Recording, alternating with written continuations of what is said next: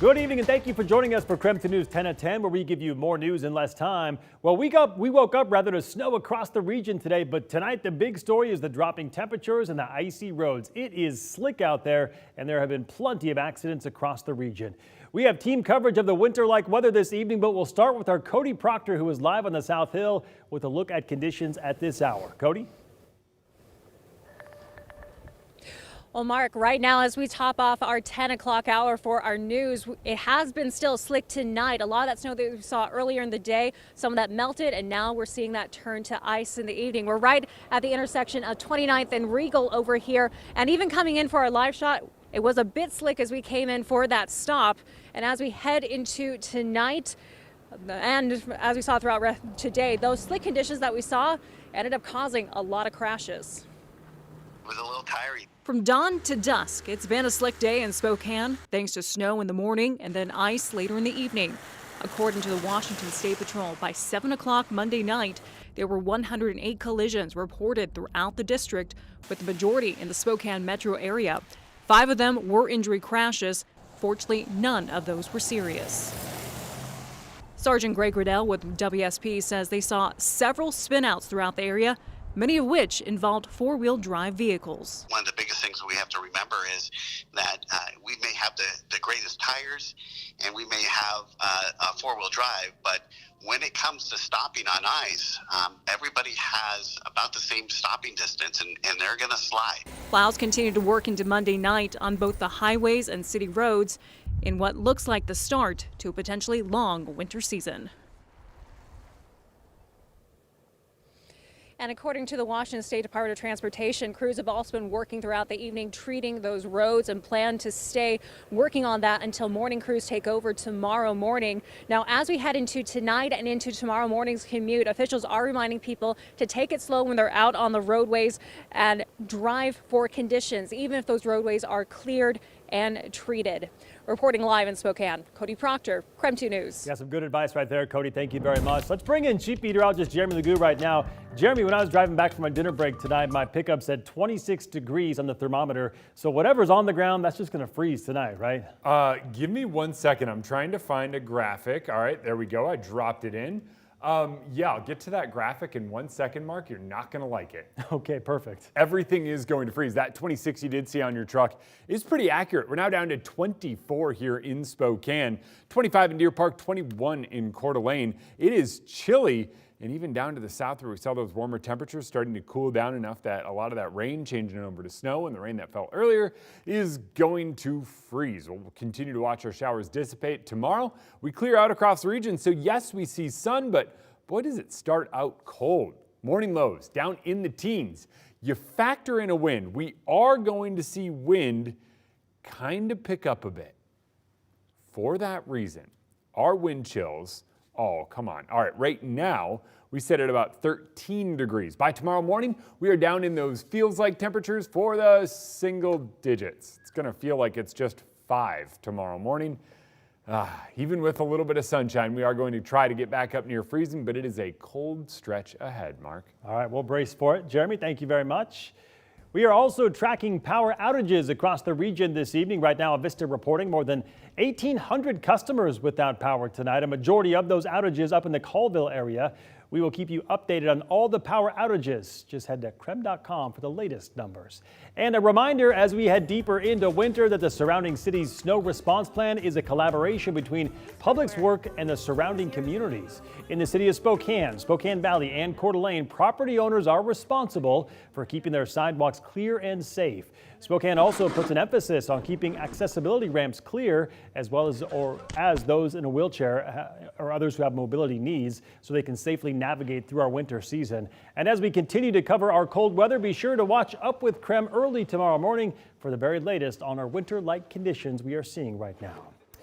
All right, switching gears to college hoops, Gonzaga kicked off its 2022 regular season, taking on North Florida at home tonight. Sports Director Travis Green live in studio to let us know how the Zags fared in their home opener. Travis?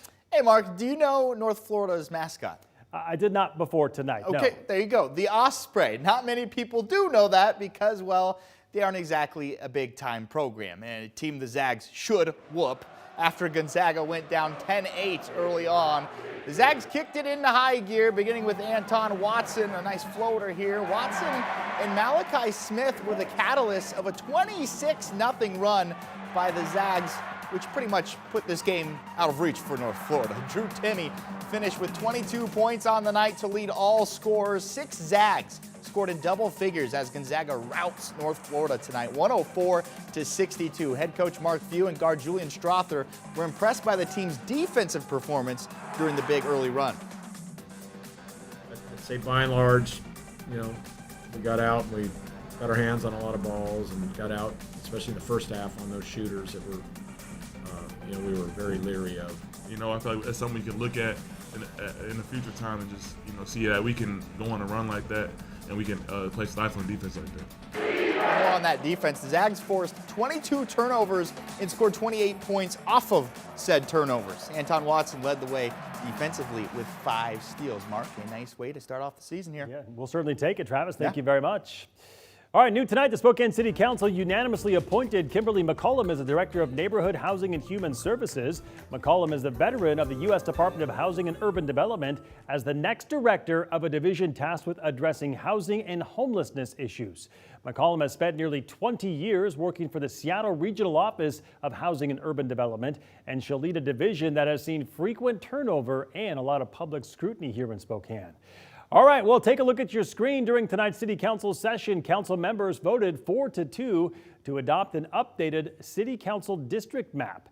The approved map is one of 4 selected by City's Volunteers Redistricting Board that saw months of public commenting and a whole lot of scrutiny from Spokane Mayor Nadine Woodward, who said in a statement tonight, quote, "Unfortunately, the City Council's vote to replace the community's recommendation with a self-serving option prepared and presented by one of its own members is another example of the City Council ignoring unfavorable public engagement," she said, unquote. Our other top story tonight, we have new details about a 3-year-old Spokane County murder case. The Spokane County Sheriff's Office announcing earlier today the man suspected of killing his wife, hiding her body in a freezer, and then flying out of the country is now in custody. Sheriff Ozzie Knezevich says law enforcement captured Wahid Kashifi in Europe last month. The Sheriff's Office, FBI, Department of Justice, and the DOD spent the last 3 years tracking him around the world. Investigators say they eventually found Kashifi at a volleyball tournament in Europe, and that's where local police there took him into custody. Court documents show just days after the suspect fled the U.S. back in 2019, deputies found his wife's body hidden under the false bottom of a freezer. Investigators say they later found a video of the suspect admitting that he killed his wife. He admitted to the homicide. He gave a full confession as to why he did it. And it's very telling. That note, though, is there any reason to believe he was coerced into filming this video, admitting himself? Based on what I saw in the video, absolutely not. The extradition process to bring Kashifi back to the U.S. is now underway, but investigators say it is a complex process, meaning it could take a year or longer for the suspect to return to Spokane and stand trial for first-degree murder. And now to our night beat with a quick look at today's top stories. Starting today, the warning period for 3 new school zone speed cameras in Spokane is over. Those zones near Ferris High School and Adams and Roosevelt Elementary Schools will reduce speed limits to 20 miles per hour when those school zone lights are flashing. The cameras have been posted on Bernard, Regal, and Ray. Over the last several weeks, violators got warning tickets in the mail, but now if you are caught speeding in a school zone, you'll get a real ticket and a fine of up to $450. Well, a new study offers some hope for a treatment for long COVID. Paxlovid, which is already used to reduce severe illness from COVID, also seems to reduce the risk of long COVID. That finding comes from a study of 9,000 veterans who took Paxlovid within the first 5 days of their infection.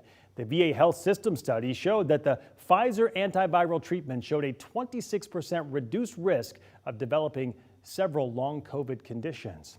And a new JAMA pediatric study suggests children worldwide have been using electronic devices a lot more since the COVID pandemic began.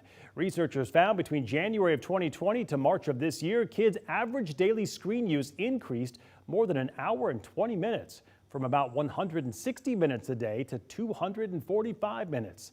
Researchers analyzed nearly 30,000 kids in multiple countries. Researchers advise pandemic recovery plans should include how to help children, quote, sit less and play more. And that was your Night Beat. To learn more about any of these stories, just text us the word night to 509-448-2000 and we'll send them directly to your phone. Well, $1.9 billion, that's where we're at in the Powerball jackpot after no one matched all winning numbers in Saturday night's drawing. However, millions were on edge as the drawing was delayed tonight due to security protocols. So we will be sure to update you with the latest drawing just as soon as we learn more. And that was your KREM 2 News 10 at 10, where you get more news in less time. But don't go to bed just yet. The midterm elections are just hours away now, and we are giving you a preview of our coverage, along with the key races that will be decided by the voters. Plus, later in the broadcast, our Jeremy Legoo giving you a sneak peek of his long-range winter forecast and maybe some skiing tips there, too. We're back in just 90 seconds.